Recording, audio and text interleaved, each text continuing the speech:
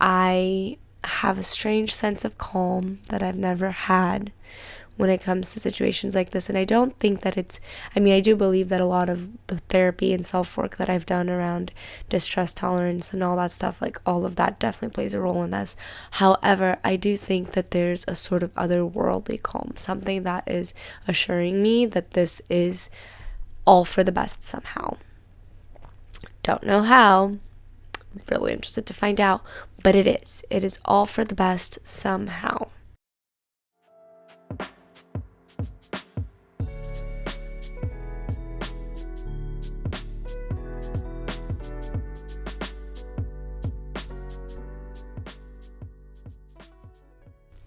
Hello, and welcome back to Embodying Mystical Mac. If you're new here, thank you so much for joining.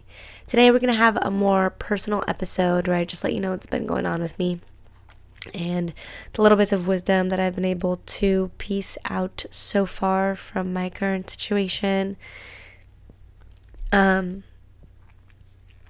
But before we get into all that, I am on the road to my first 1,000 subscribers. So if you are watching this on YouTube as opposed to listening on the podcasting platforms, if you haven't subscribed already, especially if you're returning, please help a sister out and click that subscribe button. It doesn't cost you anything and it helps me tremendously because once I hit that 1,000 subscriber mark, I can start to monetize, which is a really, really exciting thing for me. So help me out. Also, if you want to be even more aware of when I post, because as you know, if you've been here, I don't post on a set schedule, but I do post regularly. Click that bell and you know exactly when my videos come out. So help me out, do that. It would be the best. Next, this is something that I will get into a little bit more later in this episode. But for now, let me just put this here. I am offering by donation tarot readings again.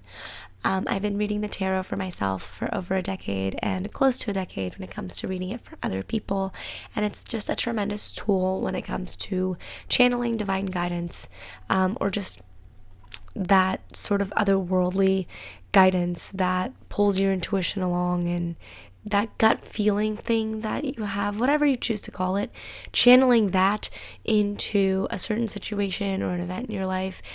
That is just one of the ways that the tarot can be of great aid. So I'm offering that again.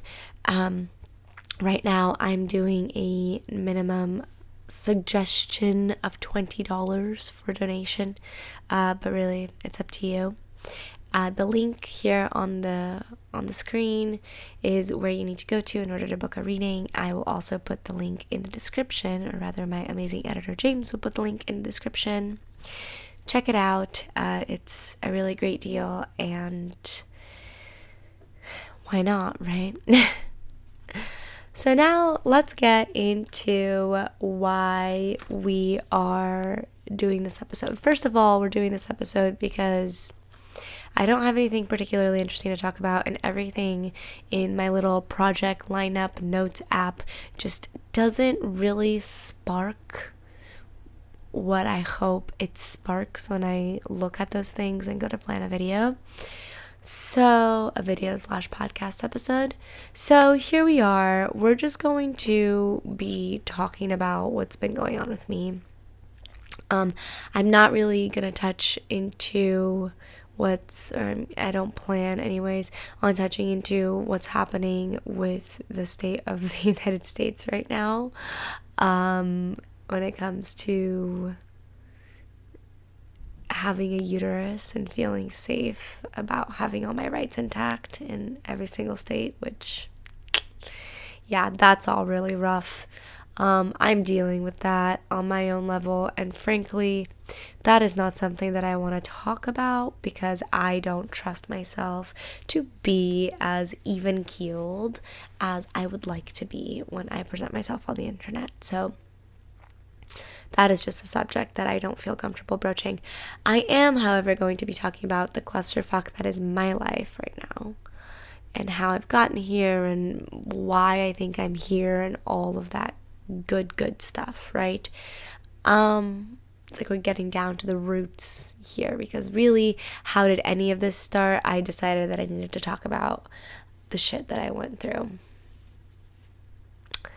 that I go through. So,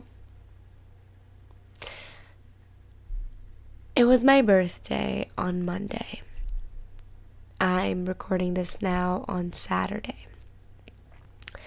And it was really just going, like,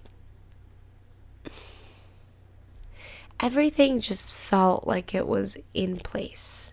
It felt like things were falling into place. I've had a really rough several months in the job department. First, having a job that just literally drained my life force and was impossible for me to sustain, and then going to having a job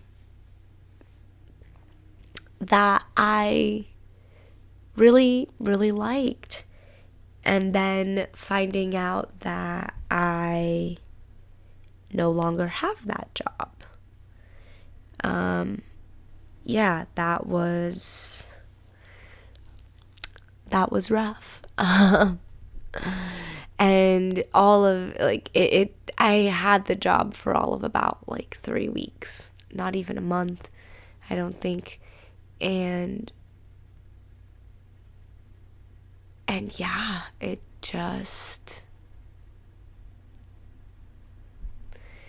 was one of those things where I was blindsided. I totally didn't expect it. I am, in this regard, I'm a freelancer, so it's not like I have, like, unemployment that I can reach towards. I can pay my rent this month, and next month, I don't know. Like, I don't know how I'm gonna do it. I'm gonna figure it out. I always have. But, like, don't know how. And the crazy thing, right, is that I actually got this, I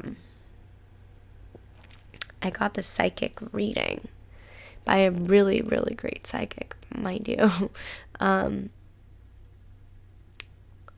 the Saturday before my birthday, right? My birthday was last Monday. And it, like, usually those things tend to kind of, like, predict some things a little bit, or at least, like, prep you for interesting things. Nothing about, oh, sorry, hold on. Give me just a second.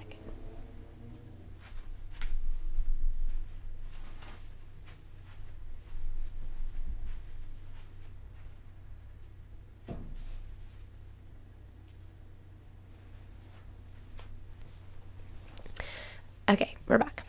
Nothing about that reading said anything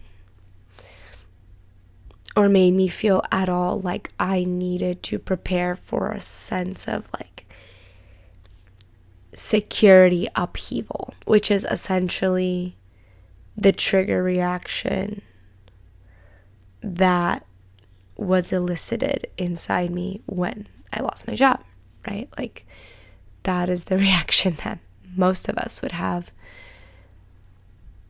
And it's dawning on me now that perhaps the reason that there was no sort of warning energy is probably because there didn't need to be.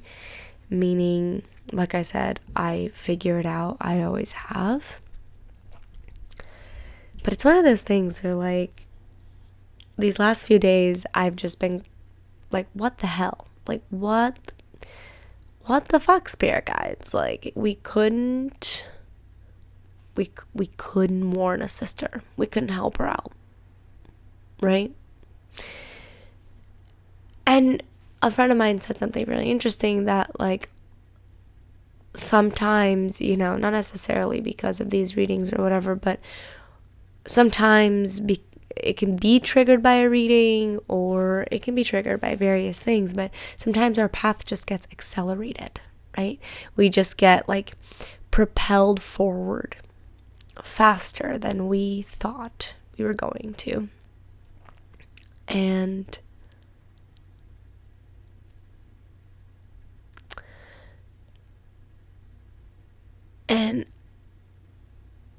I'm sitting here thinking like, okay, that's cool and all. What does that all mean? What does it all mean for me, right? I don't know. I know one thing though, that I have a strange sense of calm that I've never had when it comes to situations like this. And I don't think that I do believe that a lot of the therapy and self-work that I've done around distress tolerance and all that stuff, like all of that definitely plays a role in this. However, I do think that there's a sort of otherworldly calm, something that is assuring me that this is all for the best somehow. Don't know how. I'm really interested to find out, but it is. It is all for the best somehow. And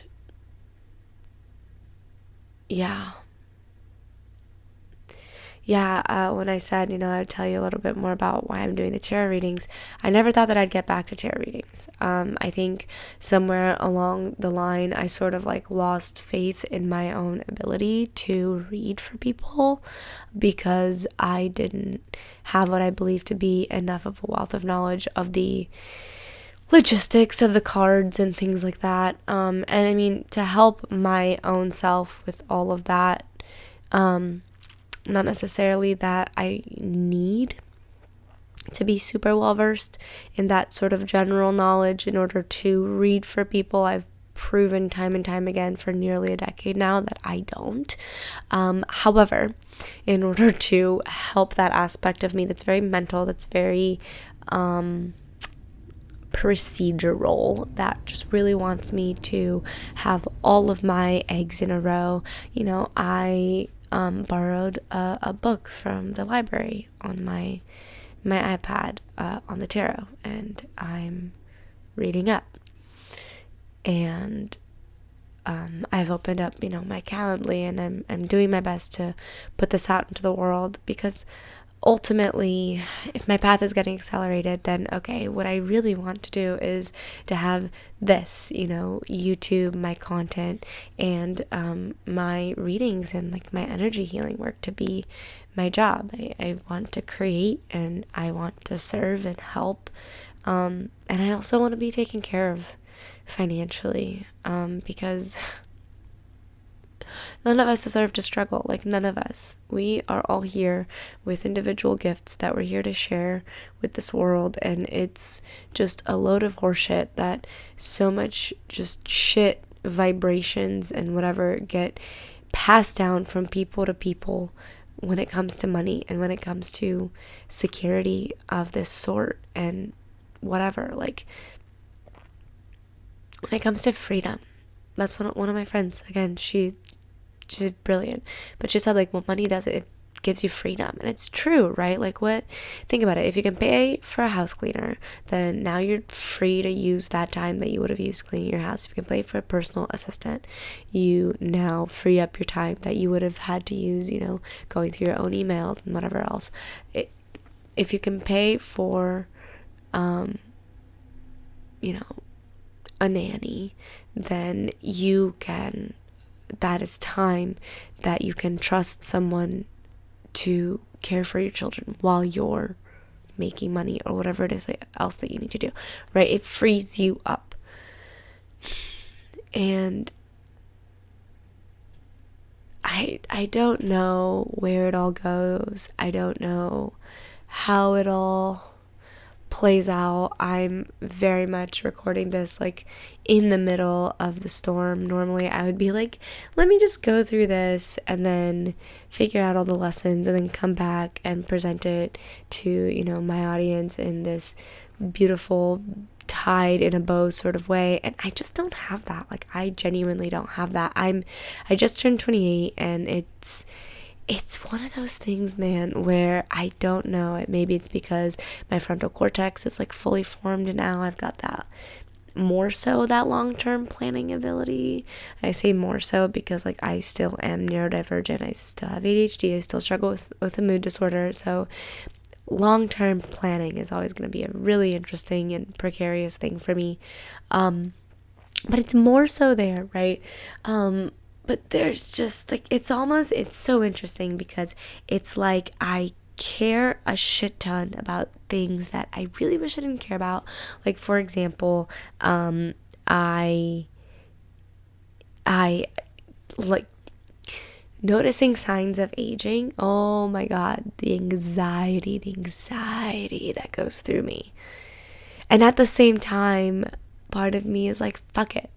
I bet 30 is going to be the best. I bet 30 is going to be the shit, and not that I'm just going to like skip through these 2 years, but like also looking forward to that upgrade that is getting older. Yeah, it's interesting. I do feel a sense of things being different. I'm waiting to see it reflected out in the world. I'm waiting to see it show up in my physical world. There are things that I know I need to get my booty going on, hydrating better, getting my ass back to hot yoga, and recording regular content, even if I don't feel like I have anything super beautiful and awesome to talk about, or if I don't feel like recording a reaction or whatever else, which, by the way, I'm trying to figure out some shit for the longer reactions. I did the Pokemon reaction, but I'm trying to figure out some shit for like the trailer reactions and things like that. So one of the things I already figured out is this handy dandy mic stand that you can't see, but it's brilliant, and I'm really excited about it. It's a desk stand, finally, and that'll help with the recordings of those things. But yeah, like if I don't feel like doing that, remembering that this channel started because I have a podcast where I go and I talk about shit that happens to me, and the nuggets of wisdom that I'm picking up from it, and hope that it helps somebody, and putting those podcast episodes here on a video platform, because taping myself is something that I'm very comfortable doing and is very easy for me, and why not YouTube it, right? So yeah, reminding myself that it can be that simple. A year ago, I would have never thought that I would record an episode that was of this like personal sort that would be actually under 20 minutes. Partly because I felt like, for whatever reason, I wasn't doing the podcasting platforms justice by creating shorter episodes. I think that's honestly it. It's like a worth thing. Do I belong on those platforms if I'm not creating like an hour-long podcast every time? I don't know. I am just done with all that shit. Like, I'm literally done with do I deserve this? Do I that? Like, I'm not even going to say, I've been here 28 years now. I know that I do. No, because children know what they deserve. Children know what they deserve, which is why it's really important to have, structure, and remind them that we need to ask for the things that we deserve with kindness. Because they damn well know. And I knew when I was a kid, I knew what I deserved. And there's a lot of trauma in asking for it and shit like that. But now that I'm an adult and I'm undoing all that trauma and figuring it out, it's like, no, fuck it. Yeah, give the platforming or the podcasting platforms an episode that's less than 20 minutes. Go nuts. YouTube people will probably love it. But in all seriousness, if you had a good time these last 20 minutes or so, please help me out on my road to my first 1,000 subscribers. Click that subscribe button and click that bell so you know every time that I post. And if you feel called, check me out. Excuse me, on the social medias, or rather mostly just Instagram, at Embodying Mystical Mac.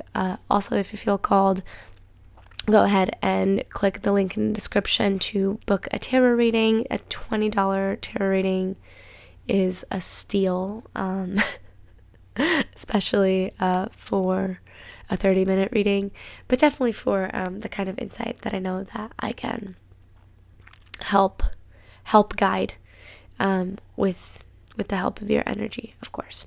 So if any of those things are things you feel called to do, follow me on the social, book a tarot reading, subscribe, like, click that bell. Please do so.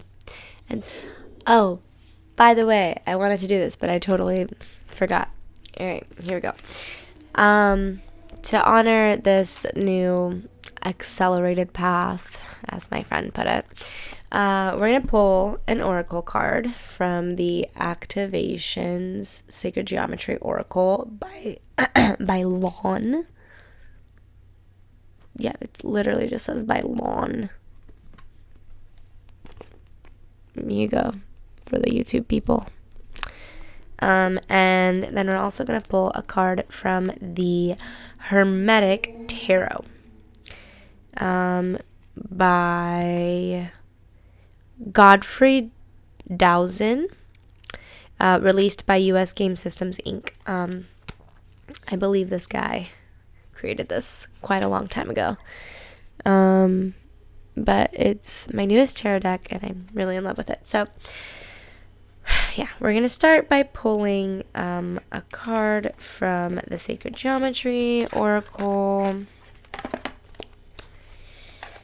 And for those of you that don't know, oracles are, like, unlike the tarot that has, like, a predetermined structure, predetermined meanings to all the cards because it's been around for such a long time. Oracles are individualized decks that are created by people or groups, whatever. And they can be whatever you want. For example, if I was creating an oracle deck, I could literally make it about whatever I wanted. Whereas if I was creating a tarot deck, I could totally make it about whatever I wanted, but I would still have to adhere to the structure of the tarot. It'd be like creating a brand new card game, as opposed to creating like a casino deck. All right. We got the throat chakra. Here for my YouTube people, you can see it.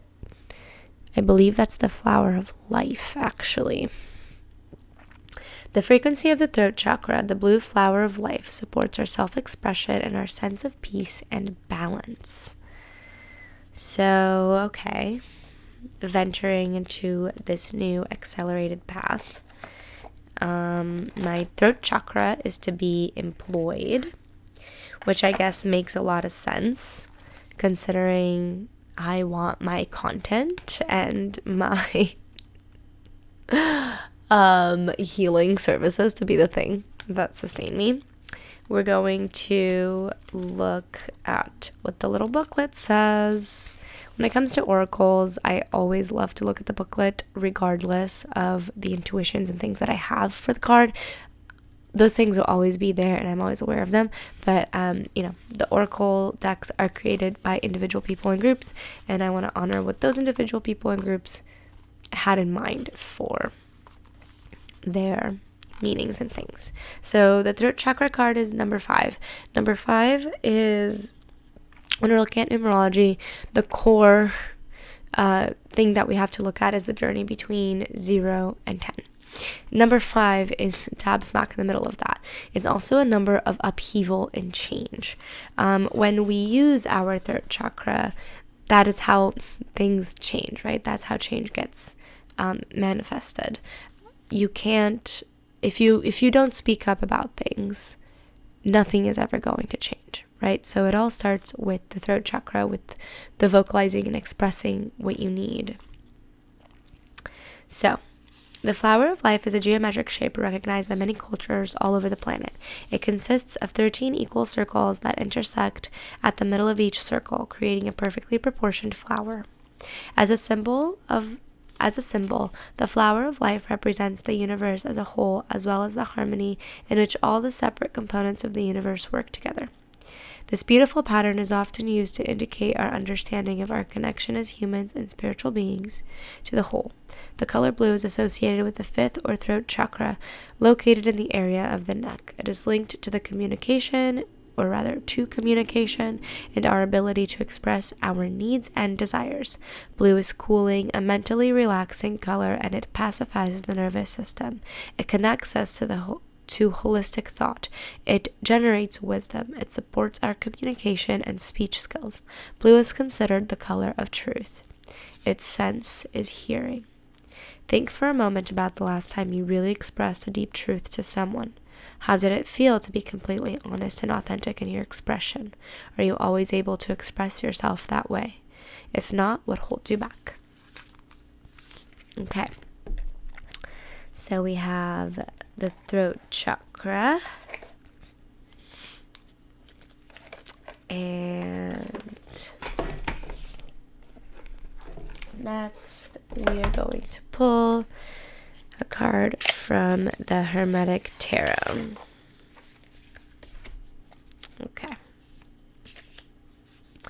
Look, I made such a big deal about this video being less than 20 minutes. Well, what are 5 or so more minutes, am I right? Oh, that's the one. I personally like to shuffle till cards are trying to pop out. That's always felt right to me. Ooh. This is interesting.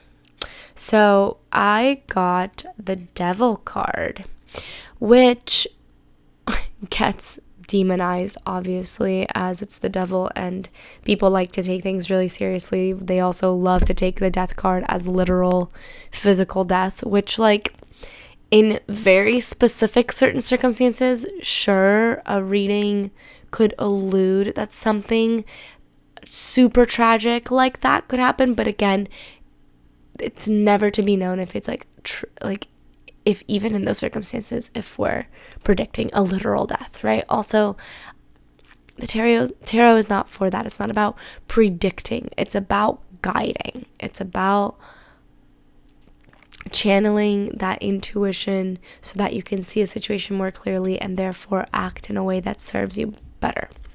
The Devil is one of those cards that gets misinterpreted because people take it at face value, like, oh, the devil, yada yada, when in truth it's a card that highlights that there's choice, and of that choice there's always going to be temptation. When it comes to my current situation, right, like, I pulled the throat chakra card from the Activations geometric deck, and then I pulled the Devil card from the Hermetic Tarot. Using my throat chakra is a choice. Going towards the accelerated path is a choice. I am equally as capable of holding myself back. I'm equally as capable of buying into temptations and stalling the accelerated path. At this point, it will be more painful, highlighted by the fact that I got this card as opposed to, say, like, Two of Pentacles, that also kind of highlights, like, choice and things like that. I got the Devil, and that means that it's one of those things where, like, making the choice to stay back is going to be a little bit more costly from this moment on, which just got very real for me. The way that I read also is not only am I acquiring greater knowledge of just the general meaning of these cards, but the way that I primarily like to read is I look at the visuals, and I kind of go off of what they tell me. So it's interesting because we have two beings that are chained down here, and if you are on a listening platform and want to take a look at this card, it's really intricate. Hop on the YouTube when you have a chance and go towards the end of the video. There will likely be timestamps. So at the bottom of the card, you see that there are two beings that are chained. Now, these chains look big enough for them to be able to slip out of. And in fact, in all the tarot cards that I've ever seen, and that there are individuals that are chained, that tends to be the case. It looks like they can free themselves, right? But they're kind of choosing to stay in that current situation. There is a bat at the top of the card. And that bat is flying and hovering right above what looks to be a spiked collar. Now, the way that I see that, bats only come out at night, right? They're nocturnal. And they're quite misunderstood.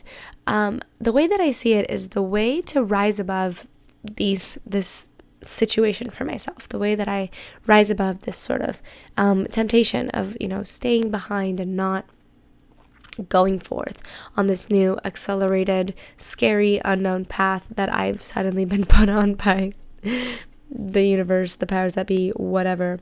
In order for me to kind of rise above all that and see things more clearly, I gotta dive into my shadows. I gotta continue to work on my traumas. I gotta continue to work on the things that are a little bit misunderstood, that perhaps make me act in ways that I don't understand, that I might even resent. And basically that path of shadow work that I've been on for Lord knows how long at this point is going to be my ultimate tool in allowing myself to rise above the situation and see completely all the ways that I am either keeping myself back or putting myself in boxes that I frankly don't need to put myself in. And then I just noticed that the throat chakra card is actually, flew out of my hand. It's actually the card that is on the front of every card in the deck. So that's kind of cool. Yeah. Thank you so much for joining me here. And again, stay mystical, stay grounded, and I'll catch you next time.